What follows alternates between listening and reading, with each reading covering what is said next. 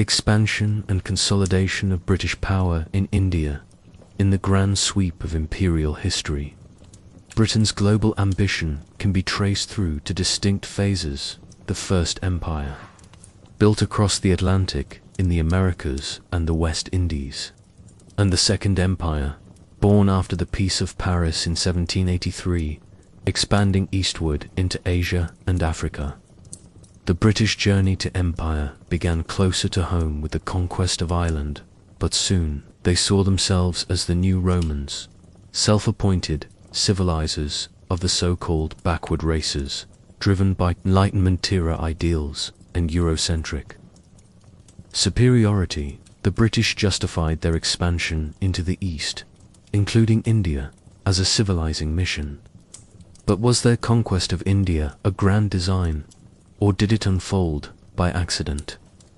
This question has long puzzled historians. One school, led by thinkers like John Seeley, argues that Britain stumbled into Indian empire building in a fit of absent-mindedness. According to this view, the British came to India purely for trade. It was the chaotic political environment and rivalries among Indian rulers that drew them unwillingly into power struggles, eventually forcing them to acquire territory to protect their commercial interests. On the other hand, some historians believe the British arrived with a clear imperial blueprint. They point to calculated moves by company officials and British politicians alike, who systematically expanded their control, exploiting local rivalries and planning their conquest piece by piece. The truth may lie somewhere in between. Initially, company officials were indeed motivated by trade, but when they saw how fractured Indian politics were, they quickly realized the opportunity to play rulers against one another. Over time, British politicians and administrators grew bolder, systematically expanding their influence through war, diplomacy, and strategy. The shift from traders to rulers was not accidental.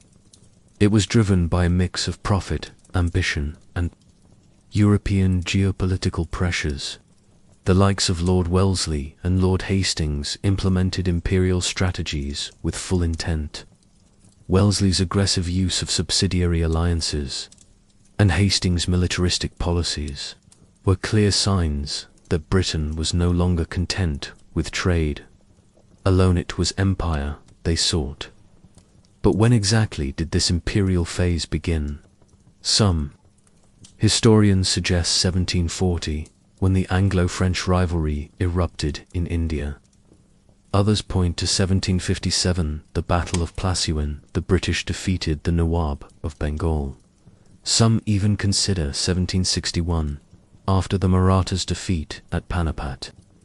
In truth, the British consolidation in India unfolded over decades, gradual, opportunistic, and often ruthless. How did the British succeed in conquering a vast and diverse subcontinent like India?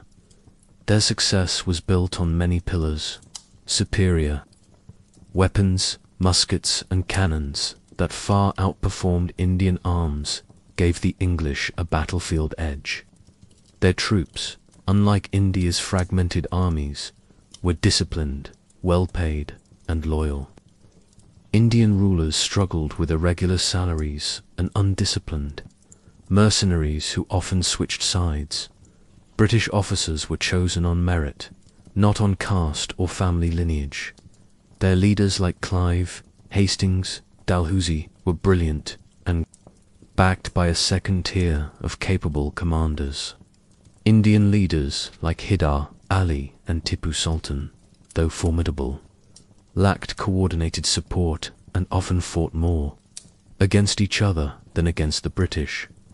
Financial strength was another key. Profits from trade, dividends from the company, and revenues from Britain's global empire fueled their expansion.